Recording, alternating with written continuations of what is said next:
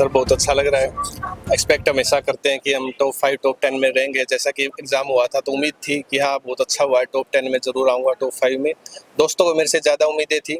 कई दोस्तों ने 1 लाख रुपए की शर्त भी लगाई थी, तेरी रैंक 1 आएगी। मैं वो शर्त हार गया, मेरे को लग रहा था 1 नहीं आएगी। बट बहुत खुशी हो रही है, शब्दों में बयान नहीं कर सकता। तो किस प्रकार से आपकी तैयारी रही है, कैसे आपकी तैयारी? सर ये तैयारी लगभग 2013 से चल रही है। 2013 में बीटेक करने के बाद ये सरकारी नौकरी की तैयारी में हम जुट गए थे। सबसे पहले टारगेट था सीजीएल, जिसके लिए तैयारी करी दिल्ली में जाके। उसके साथ साथ उस तैयारी के दौरान ही कुछ एग्जाम्स क्लियर किए, जैसे असिस्टेंट कमांडेंट का, उसमें मेरे को आईटीबीपी मिली थी। वो मैंने ज्वाइन नहीं की क्योंकि मेरे को आगे तैयारी करनी थी।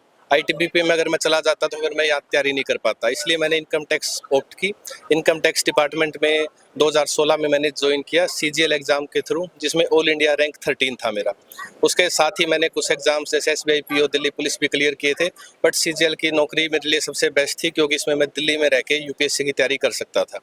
उसके साथ ही मैंने यूपीएससी के अटैम्प्ट्स दिए, जिसमें 2 बार मैंने मेंस में लिखा है। हालांकि मैं उससे आगे नहीं जा पाया, लेकिन उसके साथ साथ मैं एचसीएस और उत्तराखंड पीसीएस जैसे एग्ज़ाम की भी तैयारी कर रहा था। एचसीएस एग्ज़ाम में 2022 में मैं इंटरव्यू में गया, मेंस क्लियर था, इंटरव्यू में फाइनल सिलेक्शन मेरा नहीं हो पाया। बट इन सारी जितनी भी कंपटीशन, जितने भी एग्ज़ाम्स की तैयारी की, कहीं ना कहीं हर किसी एग्ज़ाम से कुछ सीखा। जैसे आईएएस एग्ज़ाम से जीएस की नॉलेज हुई, सीजीएल एग्ज़ाम से मैथ, रीजनिंग्स और इंग्लिश की नॉलेज हुई। मैं इनकम टैक्स डिपार्टमेंट में हूँ, वहाँ से अकाउंटिंग की नॉलेज हुई। और इस तैयारी से, इन सभी तैयारियों का कहीं ना कहीं एक मुकाम इस नौकरी में, इस कंपटीशन, इस जॉब के थ्रू आया जब मेरा रैंक 1 आया।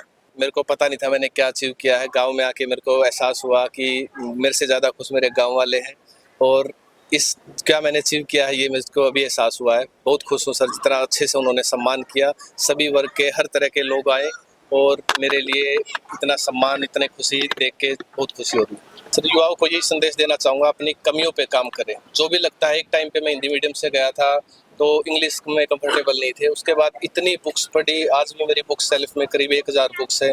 मैं हर साल करीब 200 बुक्स तो टाइम पास के लिए पढ़ रहा हूँ।